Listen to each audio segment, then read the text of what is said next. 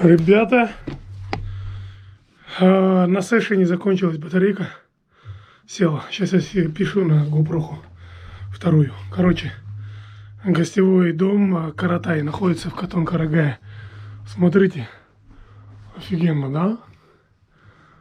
Ну, ребята вообще с таким большим размахом они сами семские люди решили здесь замутить такой бизнес в Катоне. За 1 месяц подняли там. Ну, вы видели только что на видео. Вообще молодцы. Круто. Не жалею, что до сюда доехал, а то хотел я где-то в Урыле упасть. Короче, первый этот день, не первый, но сегодня было столько бездорожья. Это жесть просто. У меня все тело болит.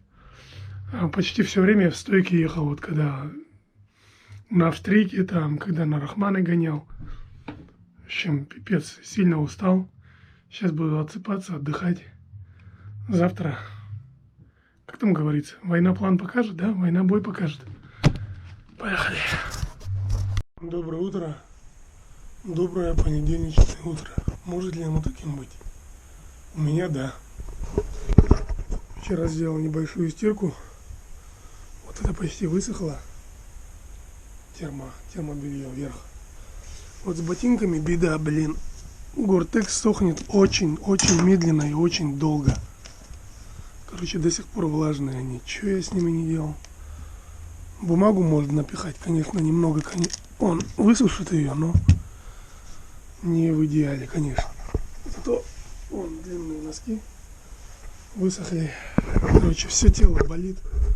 Ломит прям вообще, как будто отбивную из меня делали. Спал я хорошо. Жаль, здесь нет шторки, потому что солнце светило прям. Фух. 8 утра. Сейчас помоюсь. Позавтракаю, а дальше уже решу, что делать. Не знаю, здесь оставаться или дальше ехать.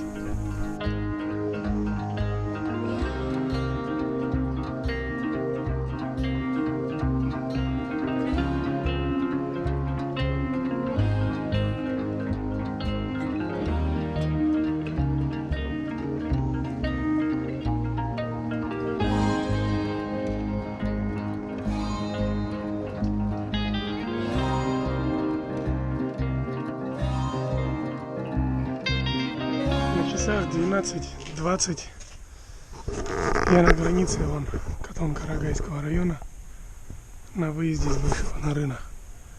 В общем, все, Катон-Карагай здесь заканчивается. Держу путь на Серебрянку. Серебрянск, кажется, рядом с Бухтарминской ГЭС. Вот, решил перекусить остатки былой роскоши сурумхайки. Рыба, которую я жарил. Сейчас я ее поем, отдохну и поеду дальше. Что-то у меня все тело до сих пор болит после вчерашнего. Поэтому взялась такая.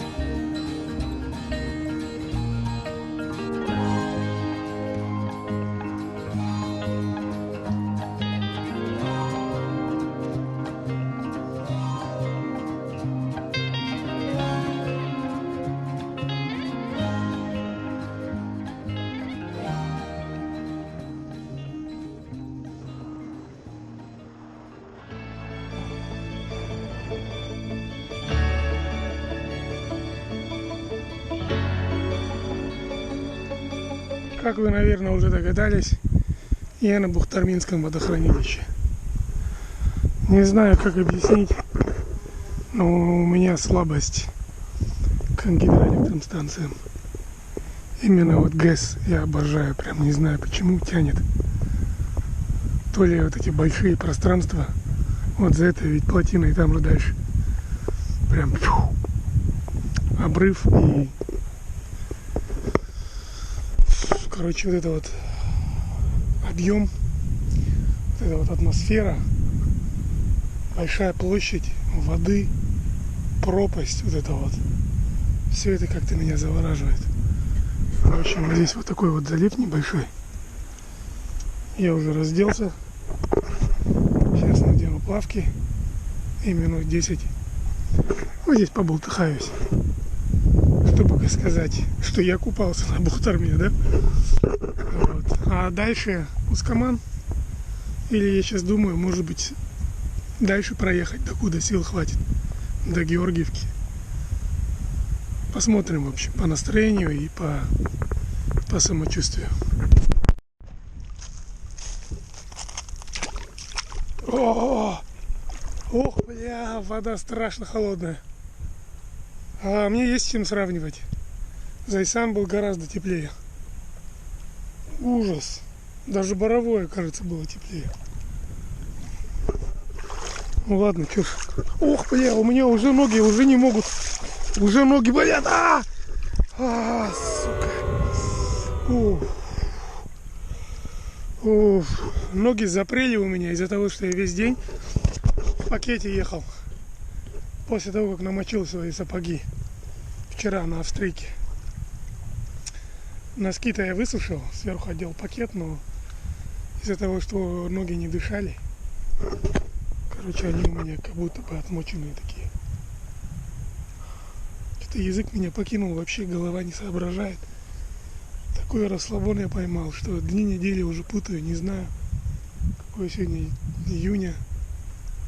Никого вообще здесь нет. Естественно, что это не общественный пляж, да? Чисто такой дикий пляж. Но нигде нет вывесок, что купание запрещено. Поэтому я думаю, если меня туда засосет в турбину, то я сам виноват.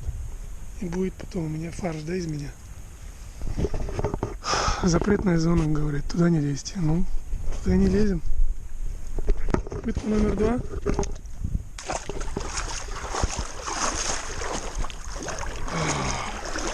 Ох, как глубина начинает-то, а? Уф! Ох, бля! Нет, ребята, это очень холодно.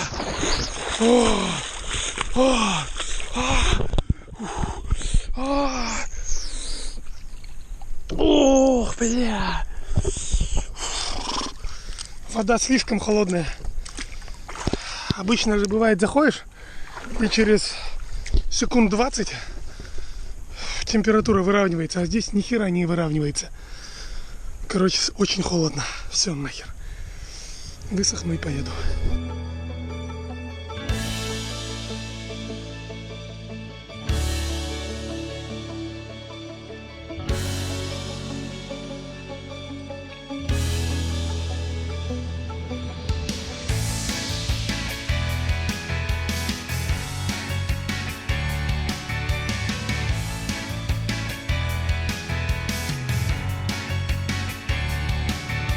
Доброе утро, ребята. Вчера, как выехал с водохранилища, ничего не записывал. Благополучно доехал до Ускамана. Дорога великолепная. Там такой серпантин, подъем такой на гору, перевал в районе Серебрянска. Прям вообще подарок был за все эти дни. Заселился в гостиницу «Турист», очень хорошая, советская, но внутри убранство, все, что нужно, все есть. Вот, за 7 тысяч всего через букинг забукал. Хотя я думаю, если бы подошел бы на ресепшн, было бы, может, чуть дешевле. Погода сегодня отличная. Сейчас иду завтракать, а время 7 утра. Как я до этого говорил, Ускаман утопает в зелени. Мои боты сохнут. Но они так просто не высохнут, как я уже вам об этом говорил раньше. Купил коржей. Сегодня в дорогу перекус. Вот, байк хорошо здесь можно оставить на охраняемой стоянке. Познакомился с Сергеем. Вчера выхожу с гостиницы, чтобы поесть вечером. Смотрю, чувак рядом моего байка околачивается. Подходит, говорит, ваш байк? Я говорю, да. Он говорит, вот я местный с Ускаманского эндуро клуба. Ну, в общем, заобщались. Сергей, тебе привет, если ты будешь смотреть это видео. В общем, настроение боевое. Сегодня выдвигаемся в Учарал. Вот. Там на Алакуле побуду несколько дней. Может, пару дней. И домой. Видосов будет поменьше, потому что уже на финишной прямой, считайте, еду домой. Достопримечательностей особо не будет. Лишь сводки с дорог. Хоп.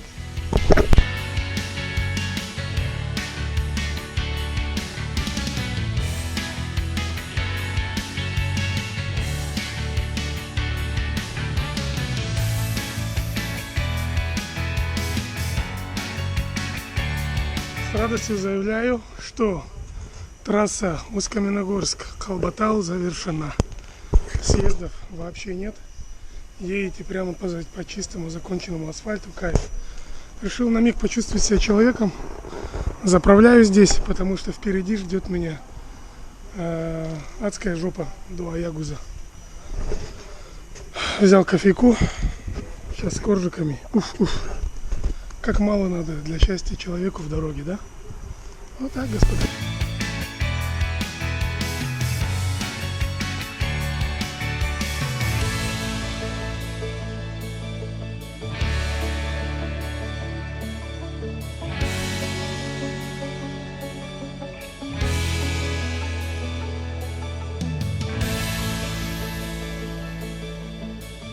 Почти 2 года назад в этом кафе придорожном, рядом с Аягузом, я и Мирослав обедали, когда ехали на Алтай, в Монголию.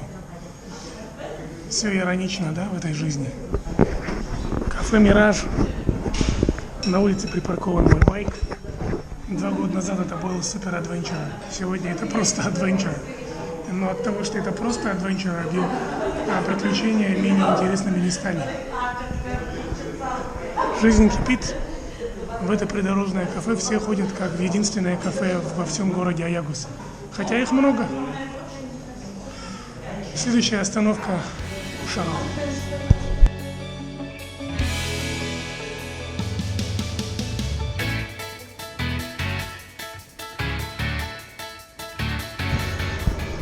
Давно было понятно, что лафа закончилась. Эта дорога убивает всяческое желание жить. Эта дорога убивает веру в человечество. Конченая дорога. Фух. Я еду и надеюсь, хоть бы вилка не потекла, хоть бы колесо не лопнуло, хоть бы рамка не отвалилась, какая-нибудь. Короче, еду и позади всегда мысли у меня в голове. А что, вдруг, а если? Ну как ты же доехал до сегодняшнего дня? Со всеми этими рисками. Небольшой перекур и дальше. Еду я вот до Учарала 130 километров, да? И навстречу, представляете, 3 иностранца такие: вау, тормози. Вот они, пацаны, тоже едут. Едут тоже в Усть-Каман и дальше уже в Россию. Хотят моим маршрутом проехать, Маркоколь посмотреть, весь Восточный Казахстан. КТМ, там, БМВ, даже Дукати есть, Я думал, Дукати только в кофешопах стоит. Кофешопы и СТО сервис. Вон, Словакии, короче. О, ну конечно. Настоящий Росси на нем поливает. Это Эндура, да? Эндура R? Да. Или Мультистрада? Мультистрада. 1260, да? Нет, 12. 12:00. Вот так вот. В общем, пожелал я им удачи. Поедут они дальше, говорят, за все путешествие единственно меня повстречали. В общем, ребята, путешествуйте больше, чтобы иностранцы нас видели на дорогах. Да? А то так не пойдет, конечно. У нас такая страна, к нам люди едут, вон откуда, аж со Словакии. А мы, живя здесь, не путешествуем. Солай вот? Солай.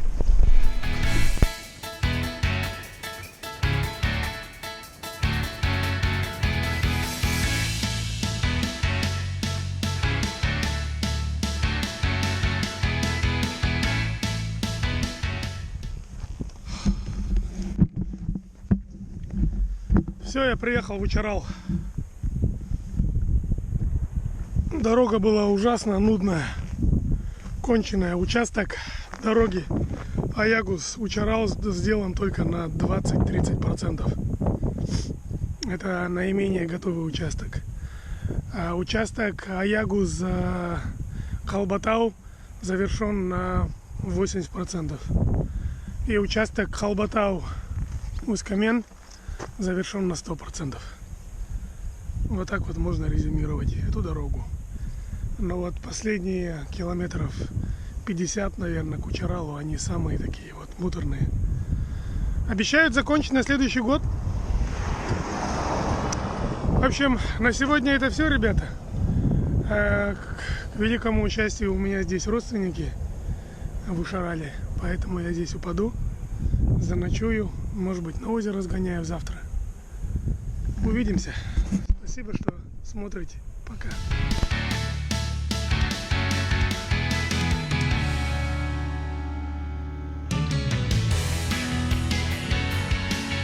Всем доброе утро. Я заправился только что на заправке. В Учарале очень много заправок.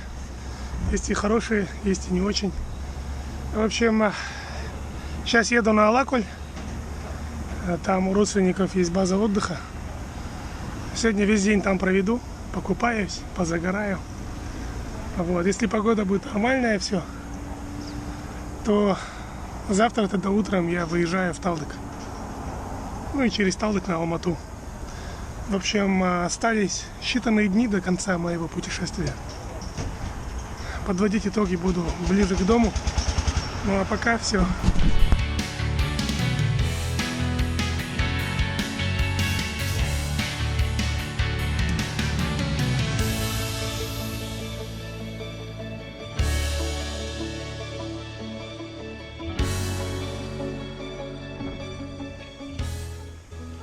Озеро Алакуль, ребята. Время 19:00. Начало июня. Людей местные говорят еще маловато. Но через пару недель здесь будет яблоку негде упасть. Поужинал. Обслужил мотик. Ну как обслужил? Смазал цепь. Осмотрел все узлы, агрегаты. Подготовил завтрак к дороге.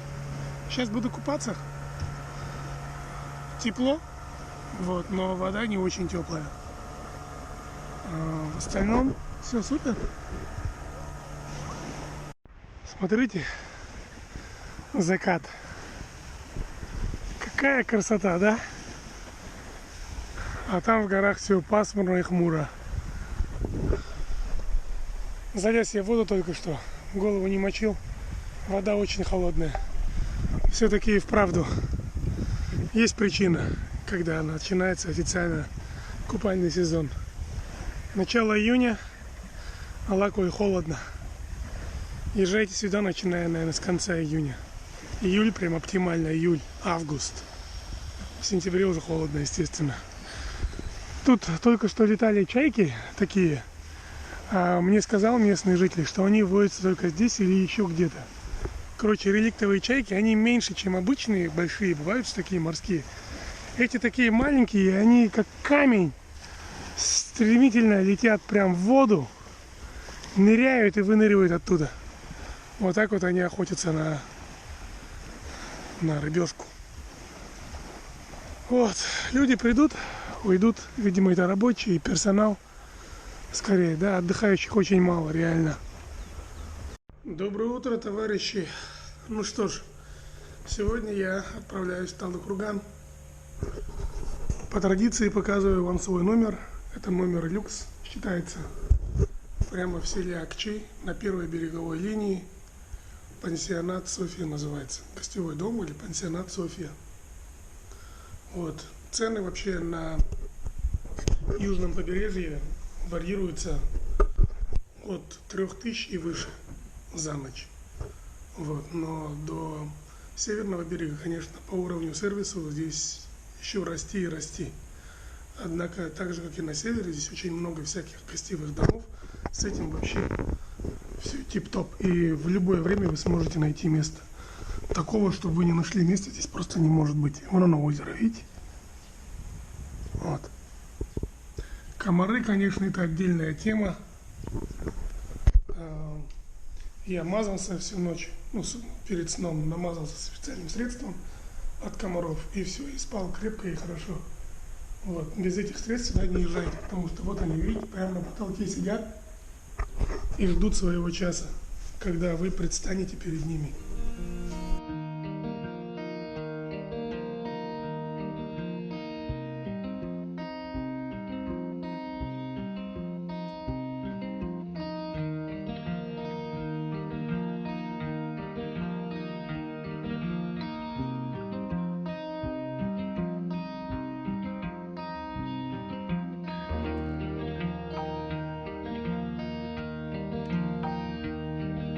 Хотел бы поделиться одним небольшим лайфхаком. Вам не обязательно с Акчи возвращаться в Учарал, чтобы поехать в Талдыкурган. Можно поехать в сторону Дружбы, и за Коктумой будет поворот направо, видите, в горы. Вот так вы выедете спустя 150 километров на село Андреевка. И так будет короче. И так очень живописнее будете ехать прямо в ущелье этих гор. Там где-то 5-6 населенных пунктов, поселков. Поэтому я именно так и поеду. Я там никогда не ездил, и говорят, там очень красиво. Поехали!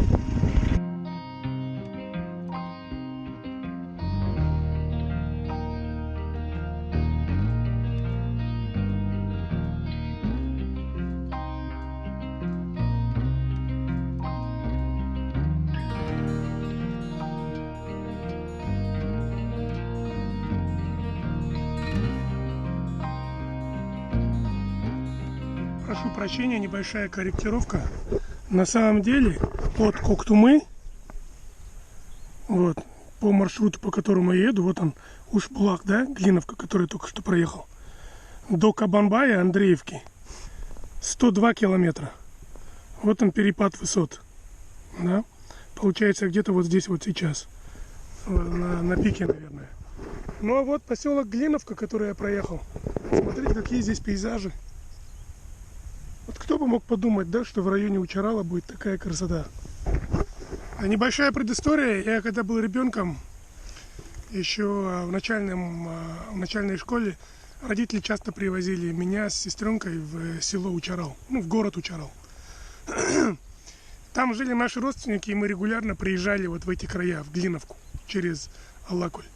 И вот с тех пор у меня в голове воспоминания о зеленых лугах, о цветах, о высоких горах и так далее. И вот, пожалуйста, я с тех пор оказался в этих краях впервые.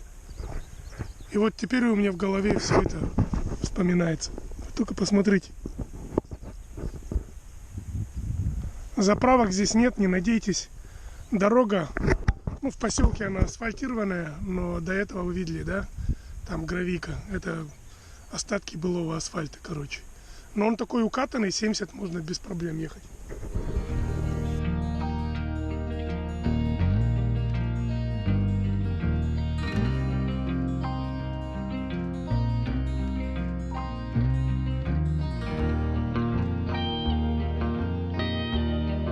Село Тохжайляу, бывшее Дзержинское, находится посередине между Коктумой и Кабанбаем, Андреевкой. Жизнь очень размеренная. Поселок большой, больше, чем Глиновка. Я нахожусь в самом центре, остановился, чтобы купить водички. Там указатель стоит на Алакуль. Такое ощущение, что я поднял ил, знаете. Озеро такое, или речушка, или прудик. Спокойное такое. Чистая кристальная вода. Внизу лежит ил. И тут бац, кто-то заходит и начинает в этом прудике творить беспредел. Поднимает этот ил, и вода становится мутной. Вот я себя сейчас так ощущаю. Когда я заезжал сюда, прям вообще, я как из будущего прилетел, знаете. В общем, ребят, почаще здесь ездите, чтобы мотоциклистов, путешественников здесь не шарахались. А так, мне здесь очень нравится. Вокруг все зелено. Люди такие добрые, открытые, все улыбаются, такие все. В общем, классно. путешествие продолжается. Едем прямо на Кабанбай.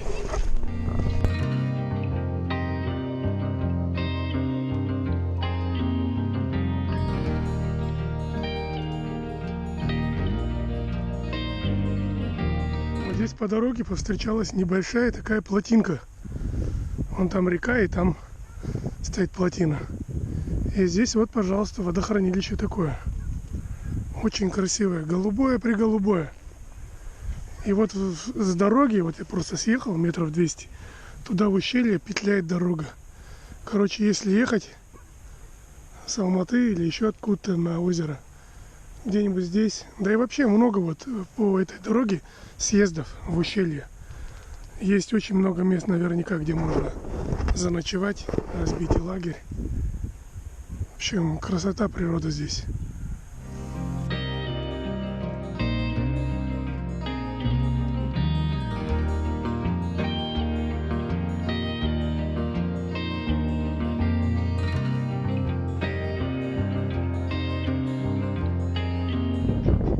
Я в Сарканде, 150 километров от Талдыка.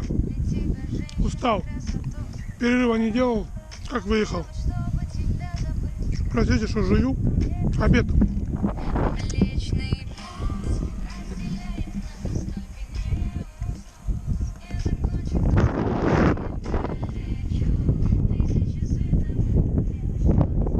Вот это вот дорога. Я с нее съехал, чтобы машины не шумели.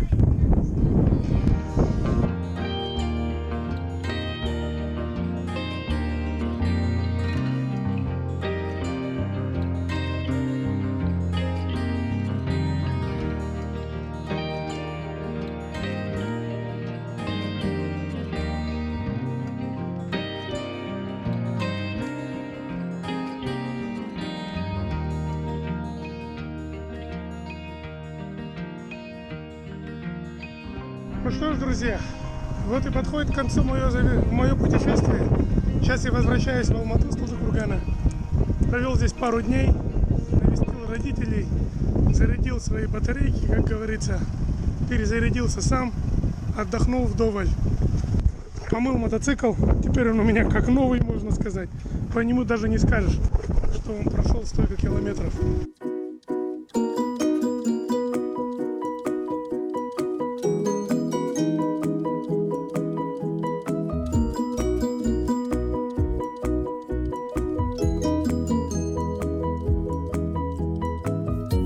Ну что ж, друзья, вот и все. Сегодня 13 июня. Практически прошел месяц с того момента, как я выехал из дома, а именно 15 мая. В таком знаковом месте я остановился, прямо на въезде в город после Первомайки. Здесь стоит собор, церковь православная. Ну и вот, давайте посмотрим на статистику, что мы имеем. Вот мы что с вами имеем. 6049.9, ну 6050 километров, считайте, был мой трип. Средняя скорость 76, расход 5,4, время в пути 79 часов 12 минут. Вот такие вот пироги. Из того, что я поломал, ну, зеркало поломал, когда неудачно его уронил, там, когда проходил речку. Да и все, собственно. Ну еще, когда его поднимал, зацепил, вот видите, госномер, и все. Пока колесо заднее буксовало в речке, помните? Видите, как нормально шлифануло обод. Но в целом я должен сказать, что резина отработала прям на все 100%. Перед уже стачивается, но если учесть, что эта резина уже 18 тысяч километров, я считаю, это очень хороший результат для переда. Вот. Сзади же у нас осталось, наверное, еще на пару тысяч. И все. Вот она уже, видите? Тут небольшая, конечно, есть еще такая вот канавка, но в целом я думаю, что все. На ней далеко ехать уже не стоит, тем более по бездорожью.